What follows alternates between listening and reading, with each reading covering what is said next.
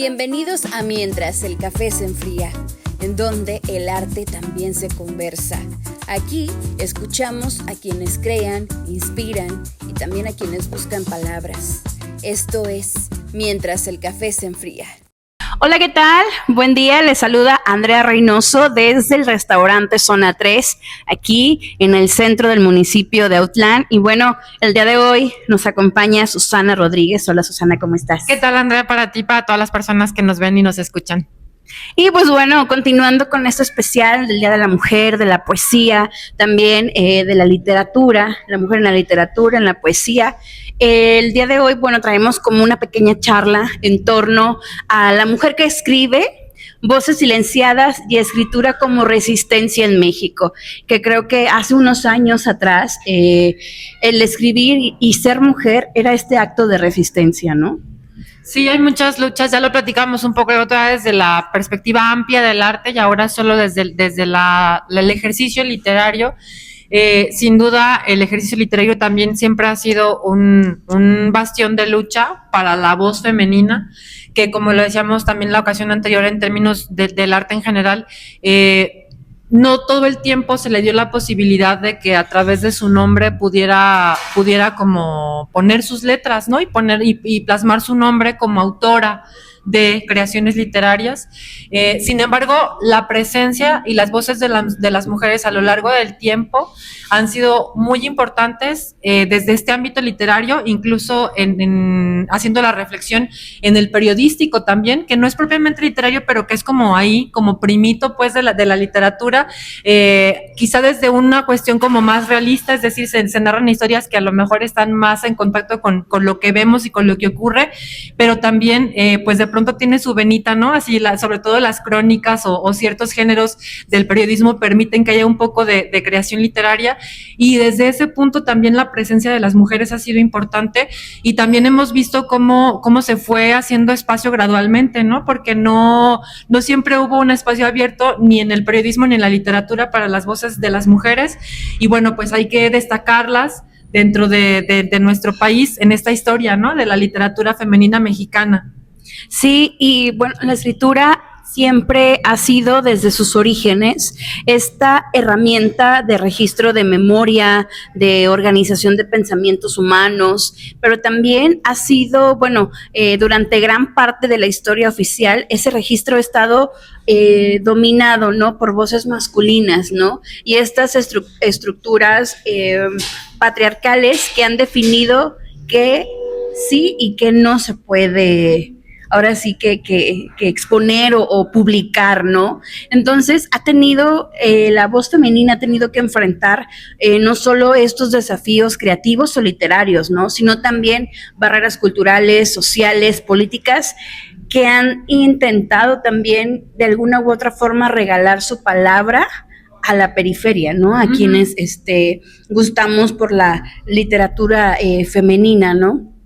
Y hablando también como de toda esta cuestión de que ya la mujer no comienza a tener su voz, ¿no? Dentro de la sociedad, que pues prácticamente no tiene como muchos años, pero volteamos unos muchitos años atrás y podemos ver a mujeres utilizando seudónimos para poder publicar sus libros, seudónimos masculinos, porque si pues eras mujer o no te publicaban o no te leían o te veían mal, ¿no? Como esta cuestión de una palabra, ¿no? Que leí que antes era mal vista, era machorra, ¿no? Y entonces era como que toda esta cuestión social de esa época, el hacer cosas de hombres ya era ser una machorra, ¿no? Entonces ahorita pues para nosotros es como alegrarnos de ver mujeres presidentas, mujeres diputadas, mujeres rifándose en la escritura, ganando premios, ¿no? Pero hay mujeres en la historia, en el siglo XX, en el siglo XIX, en el siglo XVIII, que no, o sea, en ese tiempo yo creo que si las sentamos aquí, ni por aquí les pasaba que dentro de unos años ya la mujer iba a poder estar en un museo, en una cafetería o en un lugar, ¿no? Presentando su libro con su nombre real, o un seudónimo femenino que no fuera un seudónimo masculino, ¿no? Entonces traemos que esta cuestión, ¿no?, de la exclusión en México en este periodo colonial, en el siglo 20, más 19, 20, 19, la escritura formal que se preservaba en archivos y académicos de todo este canon literario eran hombres, ¿no? Entonces, bueno, de esa época podemos ver a una mujer en términos religiosos que escribía, ¿no?, que era Sor Juana Inés de la Cruz. Entonces, cuando está su poema de Hombres Necios, uno que lo lee, lo está saboreando, te puedes dar cuenta, ¿no?, en ese de que, o sea, estaba cañón el hecho de escribir y ser mujer en esa época, ¿no? Te da a entender como que, ¿por qué me acusáis, no? Sin saber. Entonces lees y lo dices, bueno, lo pongo como en un contexto histórico. La mujer se estaba desahogando y estaba diciendo, ¿por qué me estás, peleando o juzgando mal por algo que también es mi derecho a escribir? O sea, puedo escribir igual o mejor que un hombre, ¿no? Entonces, me viene como eso a la mente, y ese poema que lo podemos ver y decir, nos está contando de alguna u otra forma, de una forma poética, lo que estaba sucediendo en su época, en su cultura y en su contexto, ¿no? Uh-huh. Que ella pues se mete para hacer monja por esta cuestión de leer, ¿no? Y de escribir y tener como esa libertad, ¿no? Entonces vemos a Sor Juana y digo, wow, o sea, haber escrito en esa época y ahorita ser reconocida. Y bueno, Antonio Latorre es uno de los estudiosos de las letras de Sor Juana Inés de la Cruz.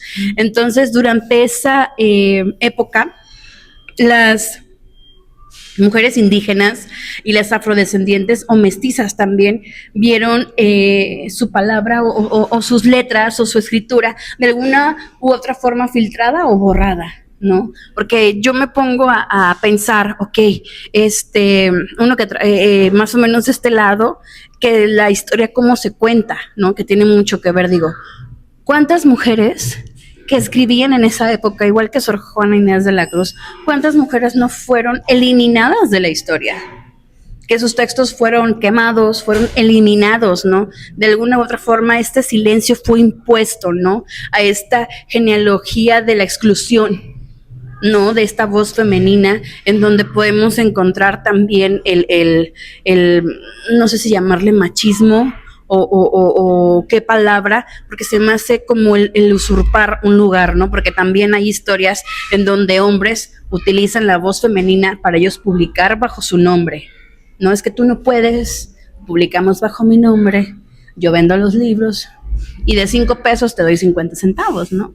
Entonces comienza también como ese tipo de explotación, ¿no? De varias historias que se han registrado, pero el hablar, ¿no? De este silencio impuesto, de que pues ahí quedó. Sí. Cuántas historias, cuántas novelas, cuánta poesía, cuánto documento no se quemó por ese machismo, ¿no? Por ese silencio impuesto, por esa exclusión que se le hicieron a las voces femeninas, ¿no? Y que al final hay seguramente, sin duda alguna, una buena parte que no conocemos ahora desde esa perspectiva, porque si lo pensamos un poco, pues las mujeres han estado involucradas en los procesos históricos en México, igual que en otros países, y siempre han jugado como un papel muy importante.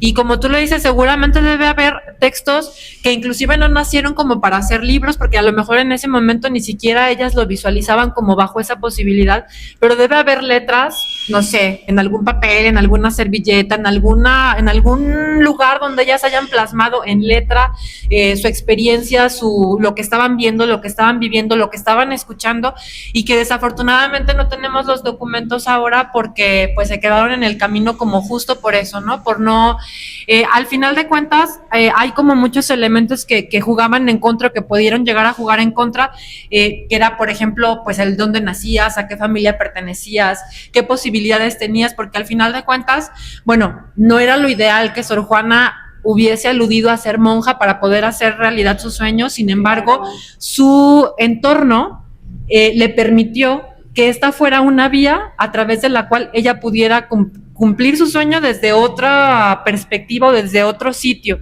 Pero obviamente ¿cuántas mujeres tenían la posibilidad que tenía Sor Juana de pertenecer a una familia con tales características que, aunque obviamente no hayan sido las condiciones idóneas, de todas maneras ella por las condiciones de ese entorno encontró la posibilidad de, a través de una estructura religiosa, poderse desarrollar como autora y que a estas fechas la tengamos como referencia? Sí, sí. Entonces sí, pues es muy triste porque seguramente habrá muchos documentos de mujeres que nunca llegaremos a conocer, ¿no? Porque se quedaron en el camino y nunca pues podremos escuchar sus voces que en algún momento pues ellas lo dejaron plasmado, ¿no? En algún sitio. Y, ¿sabes? La exclusión no solo fue como numérica, ¿no? Como de que hay cierto tipo de mujeres y una así, ¿no? Sino más bien fue algo, no sé cómo llamarle también, porque a nosotros nos quitaron esa dicha de poderlas leer, ¿no? También es una, digamos, como una herencia literaria de esas mujeres, ¿no? Que no se nos arrebató de alguna u otra forma.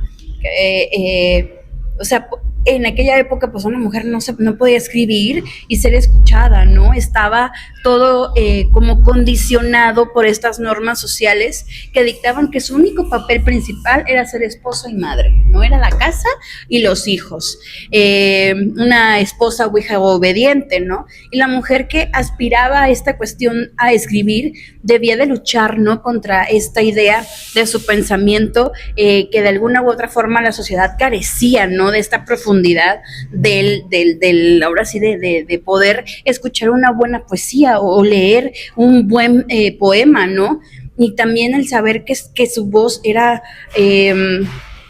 emocional o no racional, ¿no? Porque la mujer en esa época era de alguna u otra forma llamada loca, ¿no? En ciertas características, y que también su lugar como natural, llamémosle así entre comillas, no estaba en esta esfera pública de las letras, no, sino más bien era en su casa. Ajá.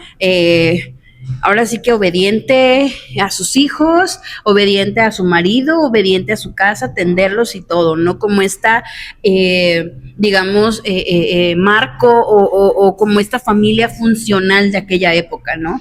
Fíjate que en el caso de las mujeres, a lo mejor la riqueza que pudiéramos destacar de ahí, pero que desafortunadamente no está justo plasmada en textos, es como esta herencia oral que se gesta y se genera a partir de estos espacios justamente que son las cocinas de las casas. O sea, en las cocinas de las casas, que era donde se reunían las mujeres, pues justo ahí es donde se genera esta riqueza de historias que se van como transmitiendo a través de las generaciones, pero que bueno, pues justo por ser oral, pues hay cosas que se han perdido, ¿no? Porque claro, ya no ha habido quien en la familia haga un registro de esa oralidad que se fue transmitiendo. Entonces, pues sí, pérdidas sí hay. Sí, y hay algo, por ejemplo, que a veces yo escucho, pues, hablando como de esa oralidad, escuchaba las historias de mi abuela, ¿no? Como esas historias de que, bueno, que la bisabuela estuvo en la revolución, con sus rieles hay una fotografía, que el tatarabuelo, pues, estuvo en la época cristera y que levantaba los cuerpos después de lo que sucedía ahí, ¿no? Entonces llega como ese punto de ¿por qué no escribirlo? ¿Por qué así, no? Entonces sí hay como mucha pérdida de esa oralidad, de esas historias que se contaban de generación a generación, incluso las recetas, ¿no? De que ¿por qué mi abuela le cortaba, como esa historia, ¿no? ¿Por qué le cortaba los lados al pavo para antes de meterlo? Y pues la historia era porque tenía un horno muy chiquito y no cabía. Entonces la hija y la nieta hacían lo mismo, sin saber el por qué, ¿no? Entonces sí hay como esta herencia de oralidad, de recetas o de experiencias o de datos también históricos dentro de la familia que de alguna u otra forma se han ido perdiendo, ¿no? Entonces veo y digo, es que ¿cuántas historias no pudieron haber contado esas mujeres? Que por el hecho de que la sociedad no les permitía tomar un lápiz y una pluma y un papel, no conocemos. Y que lo que decíamos la otra vez, o sea, ni siquiera es una cuestión como de que la literatura, por ejemplo, en este caso tenga género como tal, sin embargo, la voz de las mujeres y obviamente la voz de quienes han podido transmitirnos a través de sus libros, pues su pensar o su forma de ver las cosas es distinta. Entonces siempre hace falta tener ese matiz, ¿no? No es tanto que queramos como solo centrarnos en la literatura femenina por femenina, sin embargo, es más esa voz, ¿no? Querer escuchar esa voz, como dices tú, de esas mujeres que desde la cocina preparaban, contaban, y de esas historias que, pues bueno, se quedaron ahí, quizá algunas llegan a través de la historia oral, pero pues muchas ya no las escucharemos más ni las leeremos, ¿no? Y como hablando, ¿no? De que aquellas voces que resisten, ¿no? Estas primeras mujeres escritoras mexicanas, que en esa lista obviamente se encuentra Sor Juana Inés de la Cruz, pero también yo digo, o sea, ¿cómo podemos rescatar también como esa escritura de voces femeninas si en aquella época a las mujeres no se les permitía ir a la escuela? Uh-huh. O sea, era muy rarito las mujeres que sabían leer y escribir.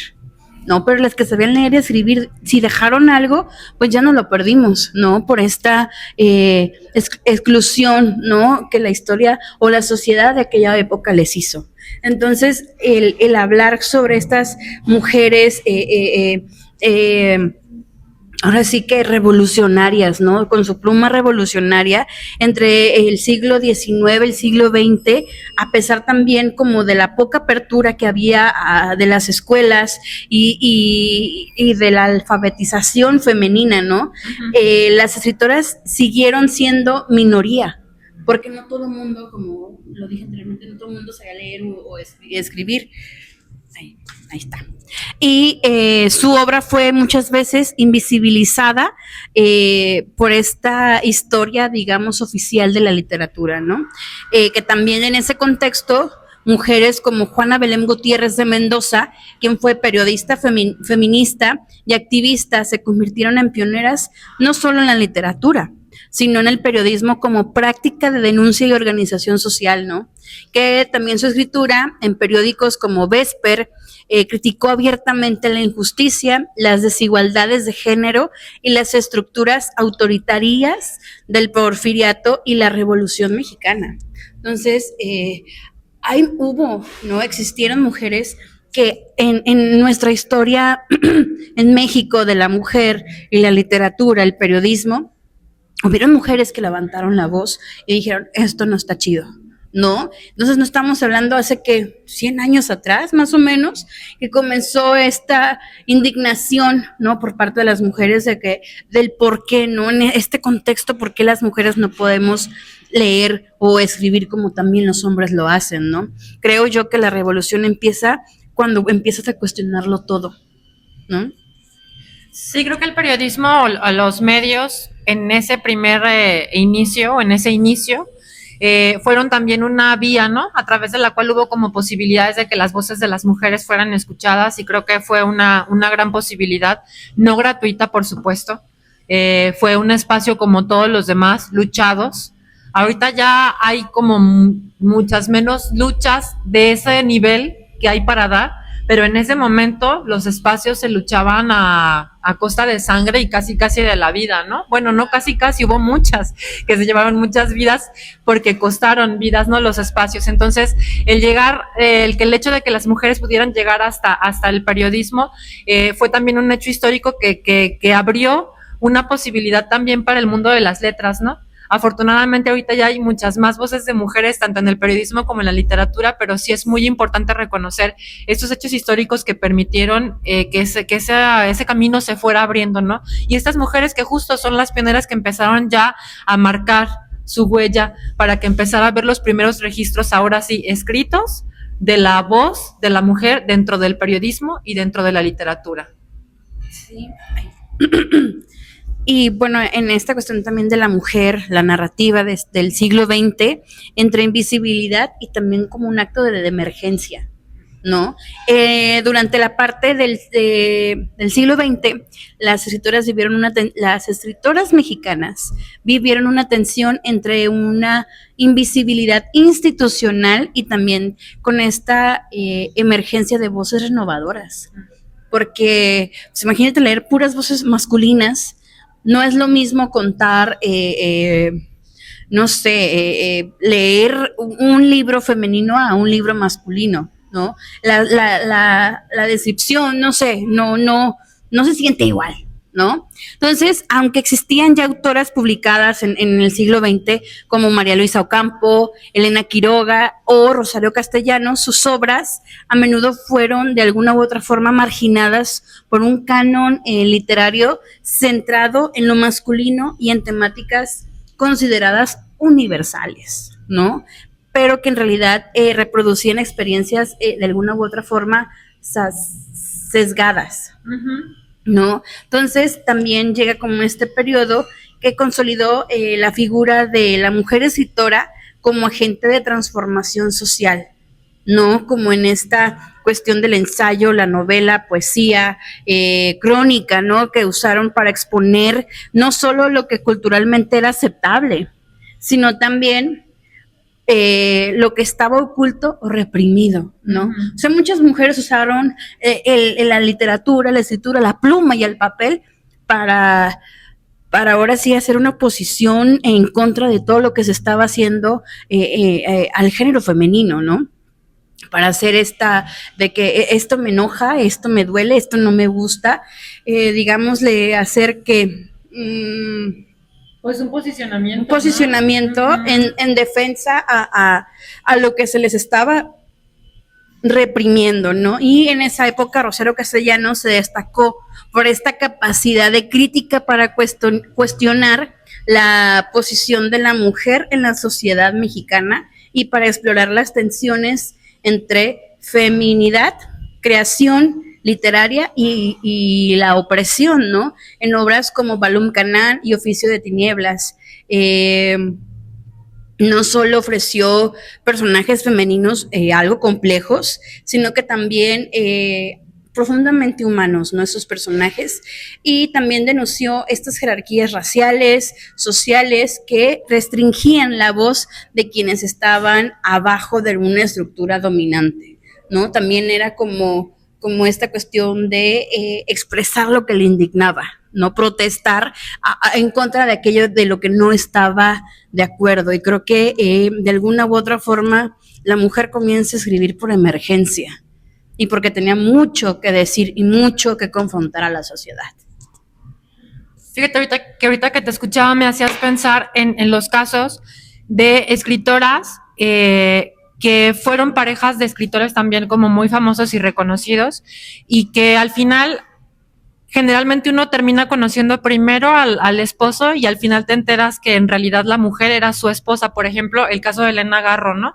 Pues uno conoce obras de Octavio Paz, N cantidad, ¿no? Y yo, lo leo y digo, señor, mis respetos. Sin embargo, pues ahí está Elena Garro, o sea, con una obra también muy vasta, muy rica, que al final te digo, pasa eso, o sea, terminas conociendo al autor y las mujeres en realidad no tenían como ese mismo peso, y no es que quiera decir que la obra de Elena Garro fuera igual a la de Octavio Paz, o sea, al final son obras que tomaron sus propios caminos. Sin embargo, en México tenemos muchos ejemplos como estos, de mujeres creadoras que tuvieron como pareja sentimental algún escritor destacado a nivel nacional e internacional, y que justo por eso siempre se les veía como en relación a...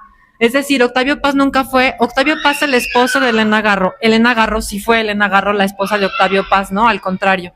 Entonces, creo que esta situación también tiene mucho que ver con este aspecto de desigualdad que mencionabas ahorita. O sea, las mujeres siempre fueron de, la esposa de, la mujer de, y no se les hacía como un reconocimiento puntual y específico por su proceso creativo, sino por ser la pareja de, e incluso sus obras en muchas ocasiones han llegado a ser demeritadas por eso, porque en realidad se hace una evaluación en comparación con lo que hacía la pareja, cuando en realidad no hay ninguna relación. Es decir, ellos como pareja sentimental pues estaban juntos, pero no tenían nada que ver con sus propios procesos creativos, ¿no? Sí, y es esta cuestión de que por qué decir eso de que la esposa de en lugar de el esposo de, ¿no? Es ahí donde una vez comentando con varios amigos pensábamos, ¿por qué no era igual, no? Porque pues existía esto, ¿no? Que le hacía sombra.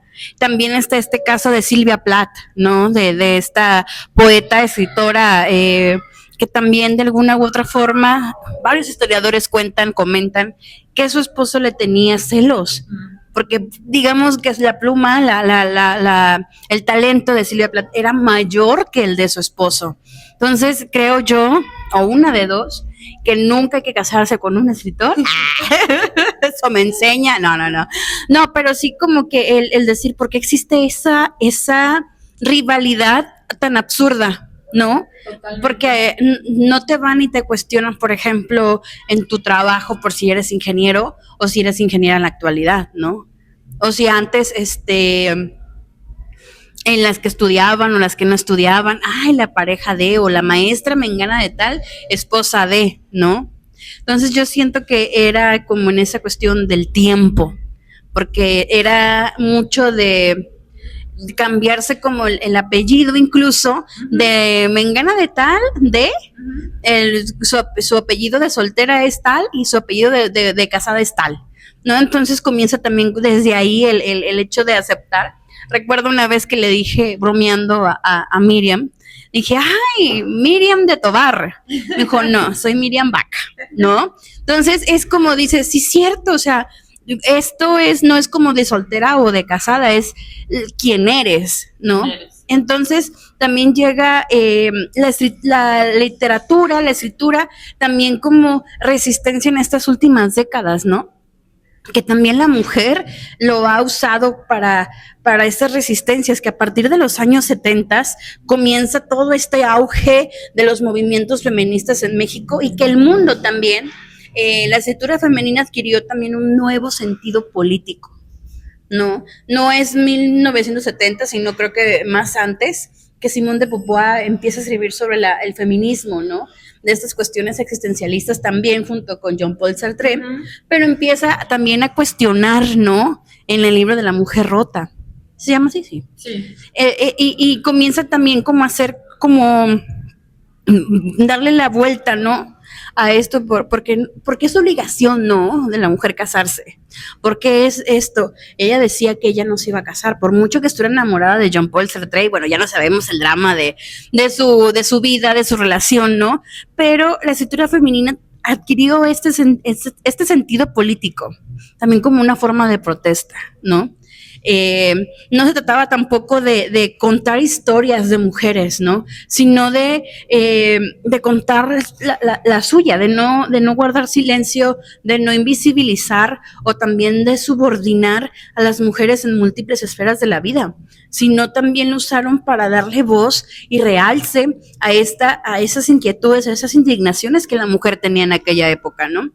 Que en la poesía, la narración, ensayo, y también podemos ver en la obra de Elena Poniatowska, que también ha sido, un ejemplo fundamental, ¿no? En dar voz históricamente, ¿no? A estos, a los marginados, ¿no? En esta cuestión, mujeres trabajadoras, víctimas de violencia, poblaciones indígenas, etcétera, ¿no? Como darles, aparte de toda su investigación, de los libros que ha llevado en su área periodística, lo ha hecho, ¿no? Entonces, poniendo en este centro de su obra como un testimonio también como de dolor social, ¿no? Que muchas veces se encuentra fuera de algunos circuitos, ¿no? Se encuentra fuera a lo mejor de esos circuitos de poder, ¿no? De ese lado que no les gusta contar, ¿no? Entonces, este énfasis en la memoria colectiva y el testimonio resignifica la escritura como un acto que también confronta este olvido estructural, ¿no? Que además, bueno, encontramos en la narrativa a mujeres que han expuesto también o han discutido dentro de sus textos todo lo que engloba, ¿no? O sea, sí, han habido cambios, pero socialmente no hemos avanzado mucho, ¿no? En esta también de la mujer feminista mexicana, de alguna u otra forma, empezando por el ejemplo de una mujer con otra mujer, el respetarse, de todo, ¿no? Entonces creo que en algunos puntos sí hemos avanzado, pero en otros no. Y también la escritura de alguna u otra forma nos da como esta identidad, ¿no? Obtenemos la palabra como un territorio. esta idea de la palabra como territorio me gusta porque creo que al final, en muchos momentos, las mujeres han sido capaces como de narrar como justo desde su mirada estos territorios, ¿no? Y ahorita hablabas de cómo creo que durante mucho tiempo se encasilló a la mujer como una persona capaz de generar solamente, por ejemplo, historias que tuvieran que ser como dramas o relacionadas con el amor y el desamor y la familia y cosas que siempre se han relacionado históricamente con la mujer, con el papel de la mujer en la sociedad. Sin embargo, la verdad es que no. O sea, la mujer ha narrado y ha visualizado y ha puesto sobre la mesa distintos territorios con distintas perspectivas, como decías ahorita, desde el ámbito político, desde el ámbito colectivo, desde el ámbito de la marginalidad, y no solamente de esas historias rosas de Corín Tellado, de la mujer que se queda llorando porque el hombre la dejó, porque la maltrataba. Hay, por supuesto, muchas historias relacionadas con esa columna vertebral, pero no es la única. Entonces, en realidad hay mujeres que han escrito desde muchas ópticas, desde muchos territorios, hablando justamente de los territorios, con muchas miradas, con una mirada colectiva también, con una perspectiva de diferentes, ahora sí que espacios, ¿no? Diferentes espacios, diferentes momentos, diferentes niveles, digamos incluso socioeconómicos o culturales, y eso pues da muchísima riqueza. Entonces, en realidad no hay ni una sola temática, ni un solo aspecto como para encasillar a las mujeres como creadoras de un solo género o capaces de hablar de solo un tema, sino en realidad el abanico es amplísimo, la capacidad es amplísima, y creo que conforme ha habido cada vez más posibilidades de que las mujeres nos involucremos en otros aspectos profesionales, pues también esa formación profesional ha permitido que incluso haya mujeres que quizá de formación, por ejemplo, son ingenieras, científicas, qué sé yo, físicas, químicas,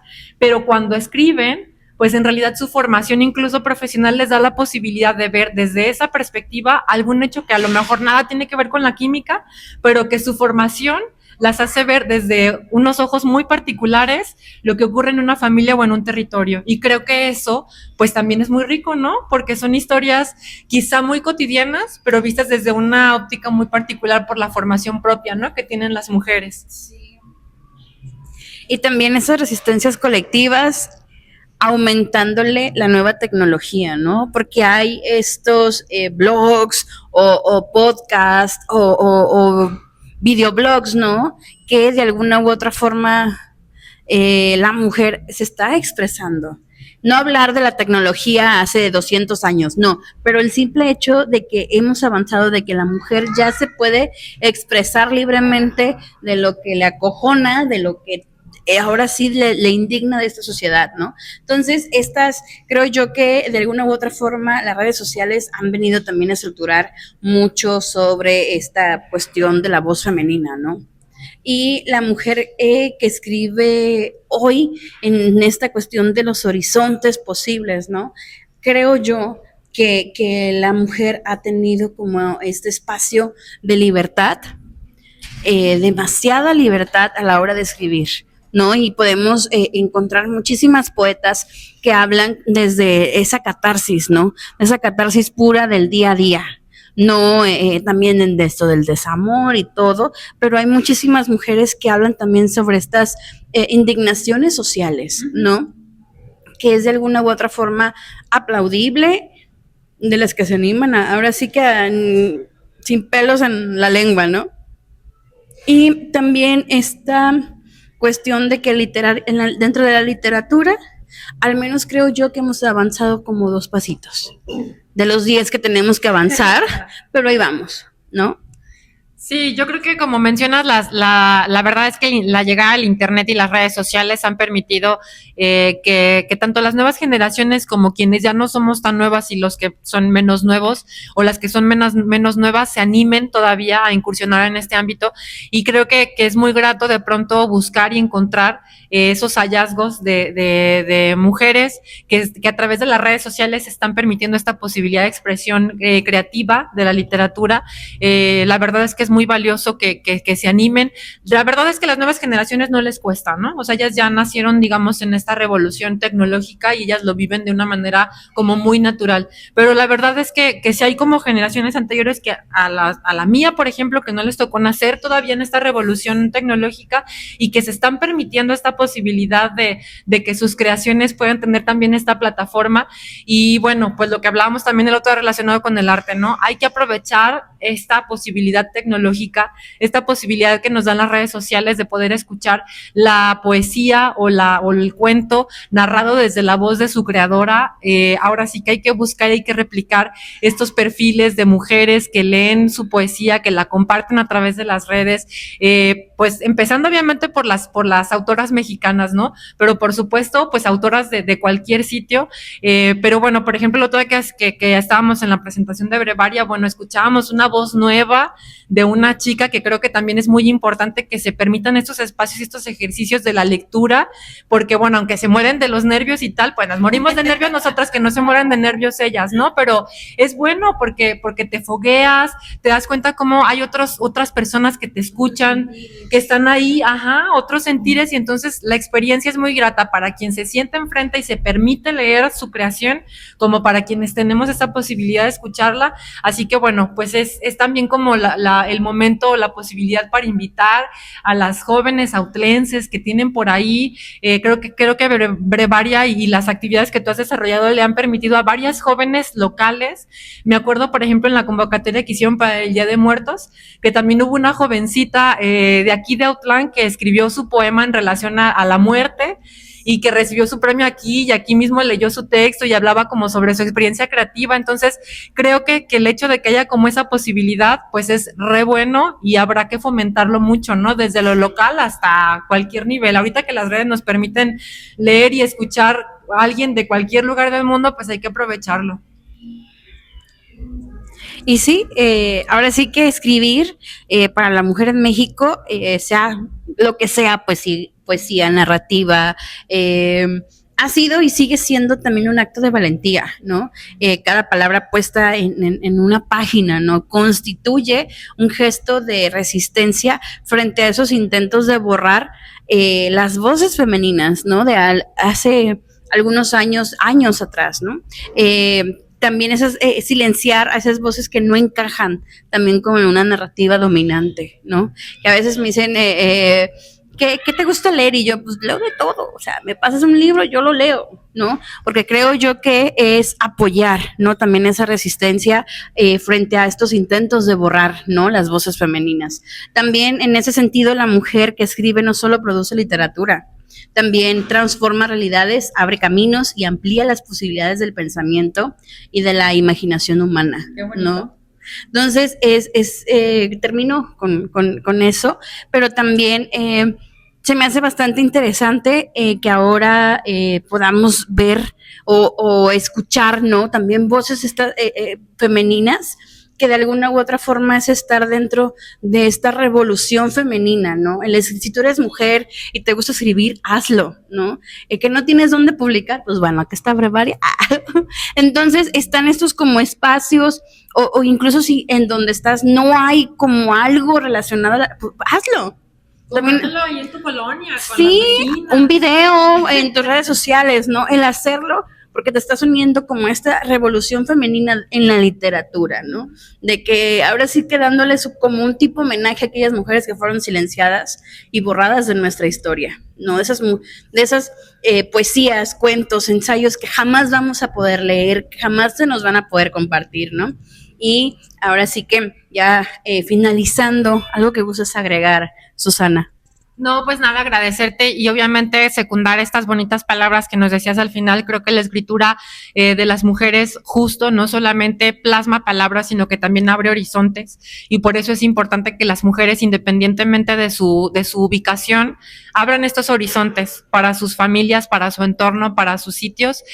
Así que bueno, siempre será bienvenido en cualquier plataforma y en cualquier modalidad que las mujeres se permitan la posibilidad de la escritura y se permita luego el ejercicio de compartir compartir esto que escriben, así sean 3 personas, o sean las señoras de su familia, o sean las de su colonia, o sean las de su parroquia incluso, no importa en el espacio en el que se lo permitan, pero es importante que se lo permitan y pues como siempre agradecerte como el espacio de hacer estos momentos de reflexión que creo que también permiten que otras personas que nos escuchen se conecten con algo de lo que nosotras decimos y que se genere como esta cadena de parabienes, ¿no? Sí, ahora sí que siempre encantados de dialogar, de platicar. Y ahora sí que un pequeño ligero comercial. Tenemos abierta la convocatoria de Brevaria, en donde vamos a estar recibiendo poesía, cuento, ensayo, fotografía, pintura, gráfica, ilustración.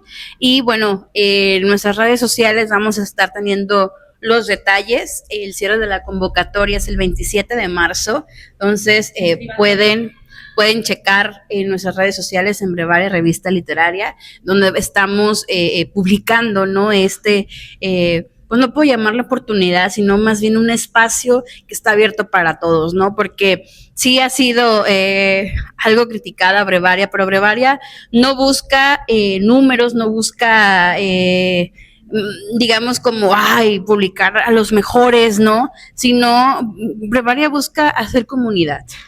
Entonces está abierta la convocatoria, todos entran, no es como que tengamos una mesa, quien sí, quien no, todos entran porque a todos hay que darle esta oportunidad, ¿no? De esta experiencia de ser leídos, de ser publicados. Ya en el camino, pues ya sabrán si les gusta y les siguen, y si no, pues bueno, ¿verdad? Entonces, está abierta esta convocatoria hasta el 27 de marzo. Y están ahora sí que todos invitados. Repito, es poesía, cuento, ensayo, fotografía, pintura, gráfica, dibujo, ilustración. Entonces, también en esta edición, pues vamos a estar hablando sobre mujer, poesía y naturaleza. Son la temática. Y pues bueno, también agradecerles a ustedes que nos acompañaron hasta aquí, que nos escucharon, y también, bueno, los mensajitos los estaremos leyendo si nos quieren compartir algún comentario. Y también agradecer a detrás de cámaras a Víctor Arriola Cisneros, que nos acompaña el día de hoy, y también agradecerle al restaurante Zona 3, que bueno, cada semana nos recibe con un ambiente muy cafetero y muy ameno. Y bueno, si nos visiten aquí en el municipio de Autlán, desayuno, comida y cena, aquí en Zona 3. Y pues bueno, esto ha sido todo por hoy. Se despide de ustedes Andrea Reynoso y nos vemos la próxima.